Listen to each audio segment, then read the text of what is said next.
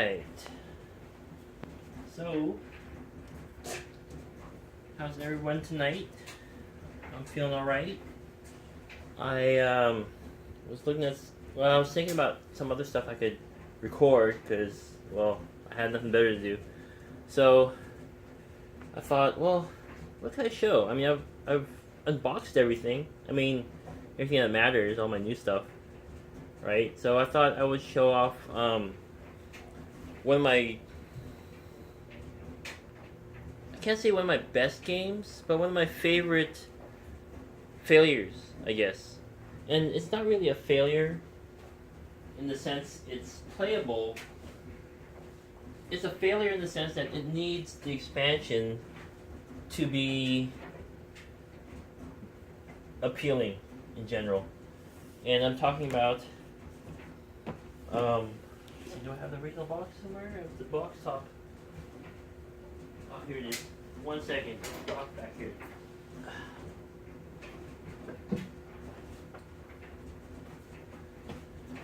Heroes of Metro City by Threesome Games. And I think those guys are gone now. This was one of the worst Kickstarters I'd ever been on until Original Spin by Castle Key Games, which is completely fake, we learned later, and Project Elite, which is currently going on, and is a big cluster F of mistakes and things. And I have to reiterate for anyone who might be watching who backed Project Elite that I was one of the earlier pre-order people. So I expected to get my game after all the backers did, but before retail, or maybe at the same time as retail. I don't know. But then, because of the reworking of those awful miniatures, I know what a lot of people say is like, oh, they're not that bad, or you know, some minis obsessed people are making such a big deal out of it. But the thing is that I noticed, and I don't know if it's for everyone, but I've been following the comments thread, you know, casually, because I can't comment on it because I'm not an actual backer, a true backer. But a lot of those people are saying it's not a big deal. Well, you guys didn't order, a lot of you guys didn't order the extra minis. I ordered the Mega Boss minis. I spent like an extra, what was it, like $60 US on those. And they look awful. They look like really ugly bookends. So, you know, and I have Zombicide minis, and they come out just right. And I've seen minis in all sorts of other games that didn't even boast that they were highly detailed minis that are much, much more detailed than what we're going to get, or what people are getting in their Project Elite packages. And they didn't come at any extra cost. So, shoot, they had the Bones Mini Dragon. Did you guys see that? The video of that somewhere? Bones Minis has like a 18-inch or 24-inch tall dragon for like $50. And there was like a $30 mini or Mega Boss, you know?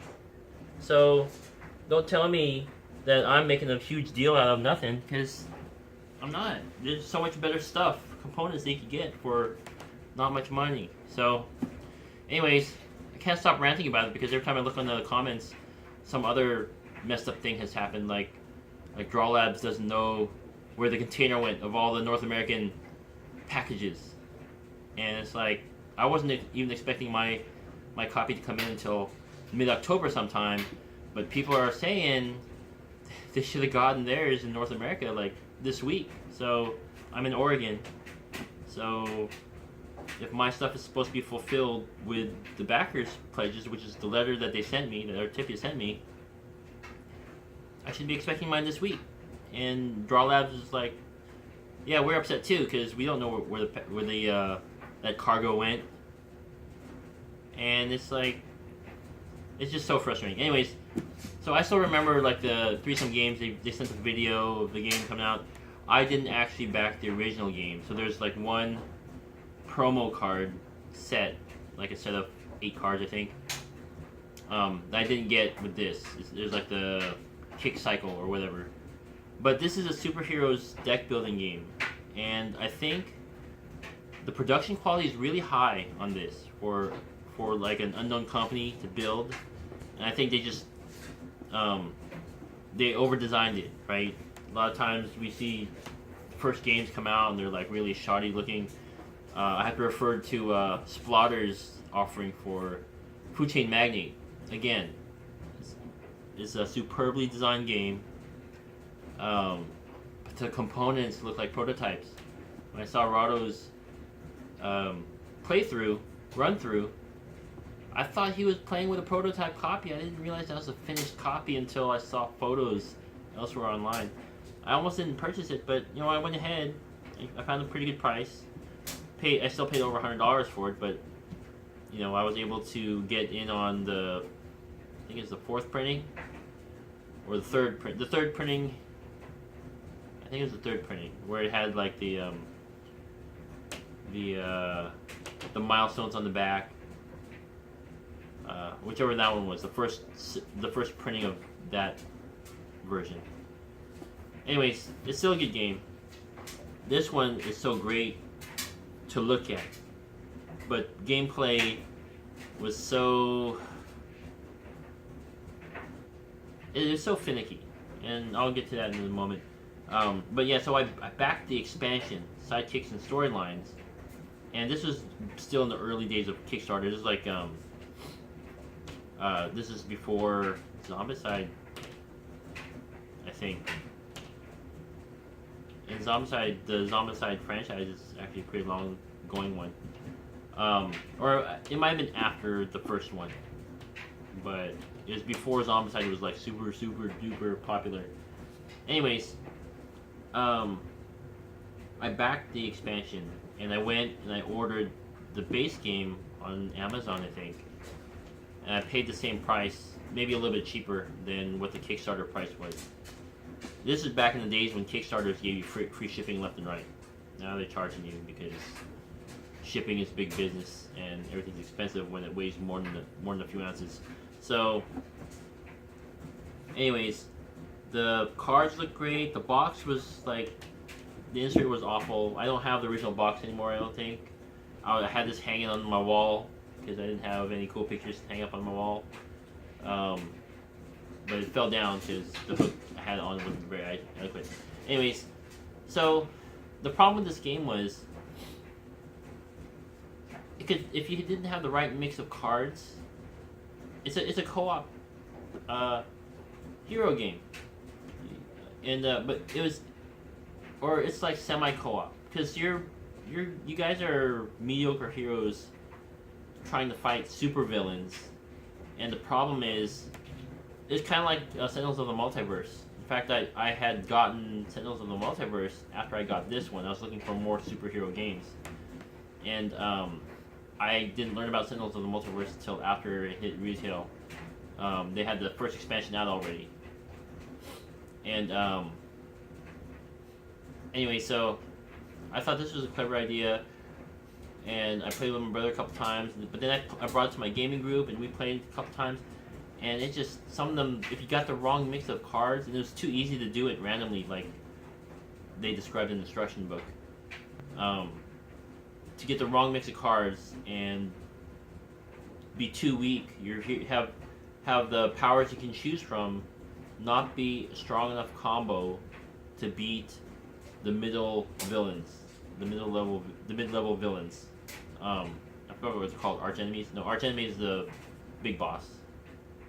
Then you had, I think you had villains for the middle powered ones, and then you had, gosh, I can't remember. You had some other name for like the low level bad guys. So, yeah, it just got to the point where it's like you could go, the whole city could be destroyed, which is the pool of cards that you get to choose from. The villains destroy those cards, and when there's when one of those is gone, then game over for everyone. So you're not like combining your powers with other people. You're individually trying to take down the super villain. Kind of like Marvel, right? So if the villain wins, everyone loses. But in order to win, You don't die, but yeah, everyone wins together. Whoever beats the arch enemy is the ultimate superhero because they beat the villain, but everyone wins together. And when you lose, everyone loses together. But when you fight the villain, you fight individually. You don't help out anybody else. Heroes of Metro City. I wish I could show you the back of the box, but it's irrelevant. So when the Sidekicks and Storylines came out, the expansion, it added a lot more content. They made the box smaller and able to accommodate all of the cards. So you got 50% more cards, I think, compared to the original game. And you can see the box is the same. This box is the same size as the Sentinels of the Multiverse box, the big box. And I wish more game companies would incorporate this. Now, I can't really go into a lot of the details because it's just a long, drawn-out story. Basically, these guys like disappeared off the map, and you go look for the two brothers who started Threesome Games, and I'd go on their Facebook page, and they're like doing some like multi-level marketing thing or whatever, or working for some other company. Threesome Games is nowhere to be seen, and you look on Board Game Geek, the forums, and people are like, where did these guys go? But then they popped up much later and said, hey, we're still making the game. They posted a video. One guy looked like he was going to have a heart attack, walking around and talking on the video and saying, we're sorry, everything's late, but we're going to put it out, we promise. And they came through. So I have to give props to Threesome Games. I know you can't see my face. I looked at my other video last time. I thought I've been looking at the camera at my phone, and I thought you guys could see my whole body, but really you can only see like this much of my body, which is like my chest, right? So, but believe me, I'm talking right to the camera. Anyways, I just have to give props to the guys. I don't remember you guys' names, but after all that was said and done, you made enough changes to the game to make it playable with the expansion. It's kind of a chore to pull it out because, I mean, hey, it's a deck builder, and all the deck builders suffer from this, from setup and from cleanup. But then you said they gave us an extra sheet. Here, I'll open it up. Oh, they have some nice print on the sides. See, it says on here it says choose your powers, and on the ends it says become a hero. I mean, the box is great looking, and I mean, actually, here I can show you the back of this. Look at this. Look, I mean, it looks like an actual comic style, simple artwork, but you know, thematic, and it goes with like me. I sought this game out because it looked great, and I like the superhero theme and everything. And I think City of Heroes had just been closed down like not too long before I found this game. And City of Heroes, if you're a strictly board gamer, City of Heroes is a superhero MMO that my brother's friends used to play all the time, and it came out around the time when I left World of Warcraft.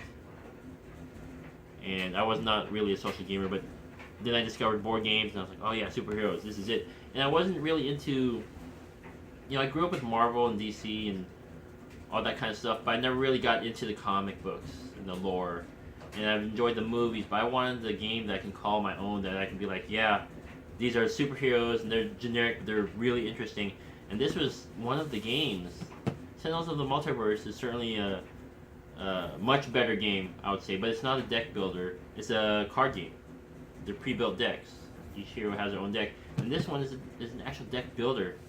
And implementation, the design is solid.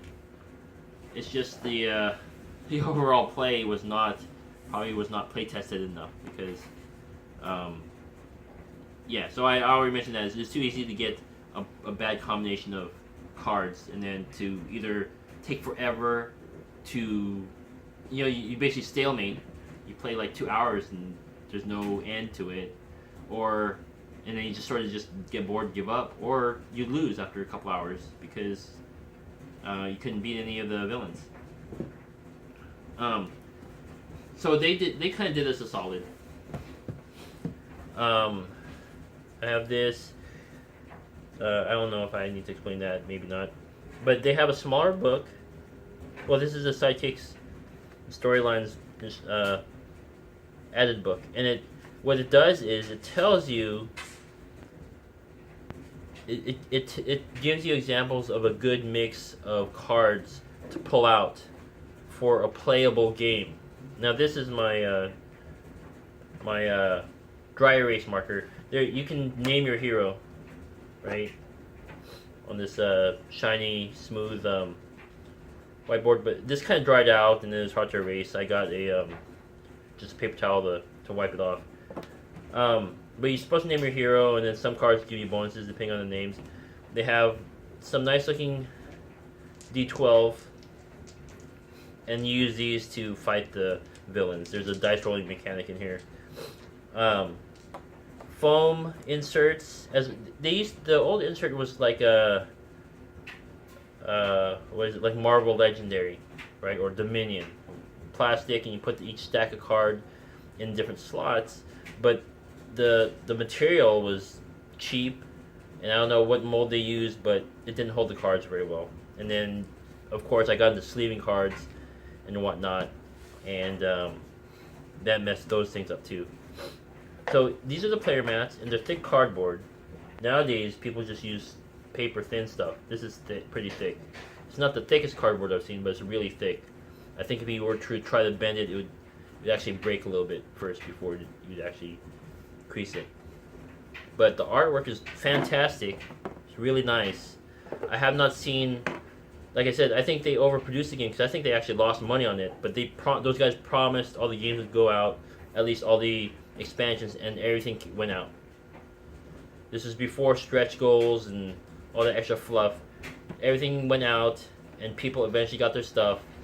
And those guys really showed what integrity was. You know, they disappeared for a bit, reworked some stuff. They even said they lost some money. They had to re-earn some, but not unlike the coolest cooler guys, or I don't know. I think Kingdom Death Monster had some similar issues too, from what I hear, where they kind of ran out of money, so they had to sell some art pieces so that they could produce more games to get out to the backers. So, anyways, I don't know what those guys did. They went and worked their asses off doing something else, but the games came eventually, and good or bad, I like it, but I don't pull out very often because it's too easy to just get a bad mix still. I mean, I can follow the guide. It makes the setup longer. But I mean, it says up to about 60 minutes. I'm telling you, this is like a 2-hour game, and as the host, there have been more than a couple times where I was like, you know, guys, we don't really have to finish the game. I just want to show it to you. It can be good, but for the most part, people enjoyed it because it's kind of new and refreshing. They have the guide, tells you the right mix of cards, some hints, some new game. Well, it's really just, I mean, it tells you the order of play and everything. Plus, you have the additional rules in here. And you can increase the difficulty levels, right? They have, oh, no they don't. Well, they have arch enemies are different levels. But, yeah, I mean, see, alternate and advanced rules. So these will help make the gameplay a little bit more interesting, a little bit smoother. You saw that I actually turned the box upside down and none of the cards spilled out. These kind of, so the inserts, the dividers are really great looking.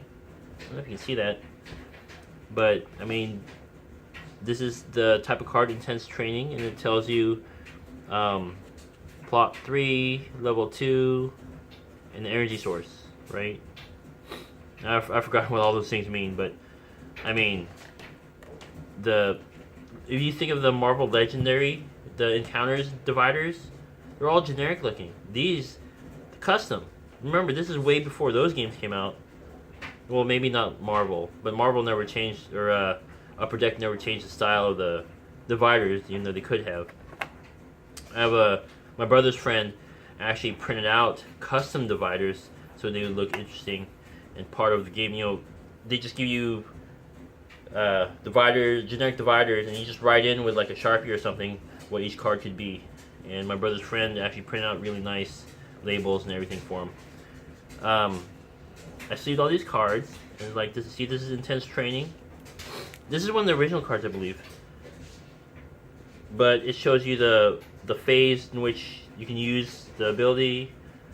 They stack onto each other like that. The energy source.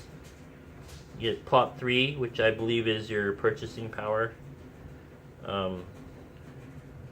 Yeah, and the artwork is it's good. It's really good. It's solid. Oh, and the backs, right? The back artwork, it's really good. So, well, these are energy sources. That's the type of card it is. And then here, you have the randomizer. How a lot of deck builder games work is they give you a copy of every card type. Like these are all the possible energy sources, different energy sources you could have, and they have one card for each of them, and you just shuffle them up, and then pull out 3 or 4. I think 3, and then those are the ones that you use, right? So that's kind of like a randomizer thing. Now people get apps for it, but come on now. There are smarter people who thought of this thing before apps were needed, and still not everyone has a smartphone or want to pull it out. So here's the different powers, and some of them I think, like I said, there's some I actually don't have because they're like promos from the first Kickstarter. But I mean, look at the artwork. It's just really nice, right? You can see that. In fact, instead of guessing, just sneak behind the phone here. There we go. Focus, charge grip, super strength. I mean, look at that. There's games now that are like charging an arm and a leg on the Kickstarters, and the artwork is not even half as good as this stuff, right? Look at that. It's consistent. This is like 2 or 3 years old already, this game. Wise Mentor. I'm thinking about pulling this out my next game day that I host at my place. Focus. It's Blazing Firearms. There it goes. Blazing Firearms. Oops, I keep on tapping stuff. I have my phone sitting on top of stacked boxes of games. Because if some of you can recall, I broke my tripod, my cheap tripod, by knocking it over. Mind Spike. Weather Control. Silent Bolt. Yeah, so artwork's great. Just implementation is not the best, unfortunately, but it's playable. I cannot think of a game right now that I just don't want to play at all because it sucks. But this one's hard to pull out because I could pull out some cards and we might have a good time if people are open-minded, or people might just be like, wow, this sucks, and then people think I have terrible games, right? So you got storylines, the generic ones, which is money, I think. Yeah, this is the cheap money plot lines, the storylines, only worth $1 or 1 point of purchasing power. And then you have origin stories. Now, oops, sorry. These are origin stories. These were the initial currency. And then you have these, which are storylines. And they're better, right? You can exchange your, or you can purchase these. So then they give you special abilities, play God, misinformation, and it's like higher purchasing power. It's 5 instead of 1. This one is just a 2, but you get a test subject. Yeah, so this is part of the expansion, and you can see the artwork. Well, I don't know if you can see it. I don't feel like running around it again. But I'll put it out here. So, but the artwork is consistent. It's the same artist, I believe. So, and they did an awesome job of it. So yeah, I mean, I would just pull it out just to show it off to people. This is how even a poorly implemented game could look so much better than some of the finished products out there. That maybe play better, but just don't look as nice. Spark of, this is energy source. The actual cards, Spark of Energy. And look at the dividers still. You got just custom dividers. You don't see a lot of that anymore. Even my brother has Smash Up and it has all those dividers. They have the names on there, but hordes of minions. What's there? Minions, and those are the lower level villains. They're minions, right? And you use them. This is how they are when you confront them, and then when you beat them, you flip them upside down, and they become money now. You get 2 currency for it, and you use it in phase 4. That's what that 4 is for. Yeah, looks great. Consistent still. The artwork. It's consistent. Looks great. I don't even know. Remember, these are like Euro card sleeves because these are not the standard penny sleeves I get. Spent a lot of money getting these sleeves too initially. Before I discovered all those sleeves on eBay, I was ordering these packs. I don't even remember who made these. If these are Fantasy Flight or Mayday or what.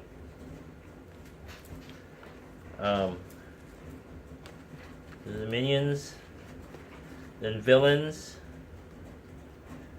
The minions and villains. So minions, you go through the whole stack. You have the whole stack to contend with. The villains, I mean, and there's a lot of like, they're more common, so they have a lot of repeats. The villains have less repeats. I think there's like 2 of each villain or something, 2 or 3 of them, of each one. They're a little harder, and there will be fewer of them. And then the arch enemy, you only pull 1 out to fight. But you have so many. You had like 10 to choose from initially, and then or I don't know, maybe I have back. You had like 10 or 15 to choose from initially, and then they gave you like another 8 of them, an expansion. But yeah, and these guys are hard, really hard. Professor Mirror, that's an expansion guy, I believe. Yeah, but these guys are. It's really not a bad game, or it's not a terrible game. It's not very good. You know, it's not the most brilliantly implemented game, like I said, but it's playable after the expansion. It's much more playable because they give you specifics on how to construct the city that you're defending. Then here's all your powers. I think they doubled the amount of powers or abilities they can get. Some are vehicles too. And I don't know what these are. Oh, these are your sidekicks, I think. Luck control. See, not as flashy as these other ones.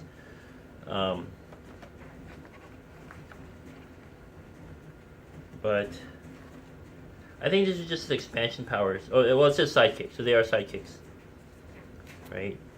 But it's a power, sidekick power.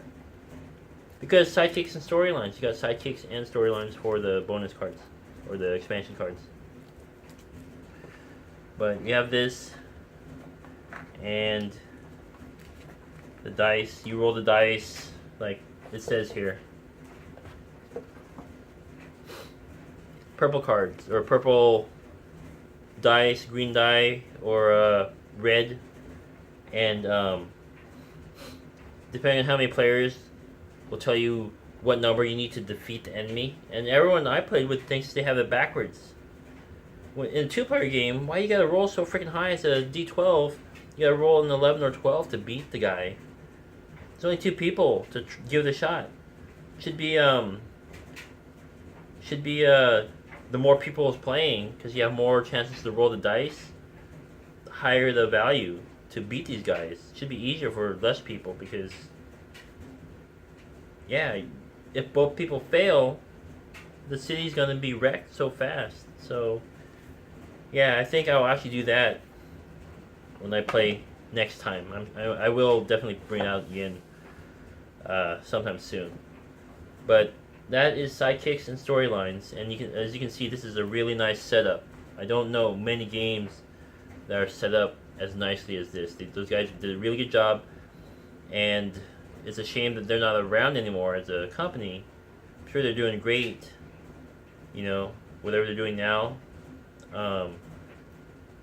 But they were on their way out, and they finished strong. So thank you guys for doing that, because now there's just all sorts of BS going on with other games, which is like so dang frustrating. I think this actually was like this. There we go.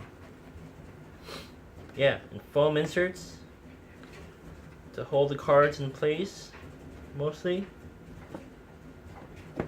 Great idea. So this is a 2 to 4 player game. It would be nice to have 1 player rules, actually. I'll play by myself a couple times. I mean, you could just control 2 decks, but I mean, that's just why would you do that? I wouldn't, but you could. And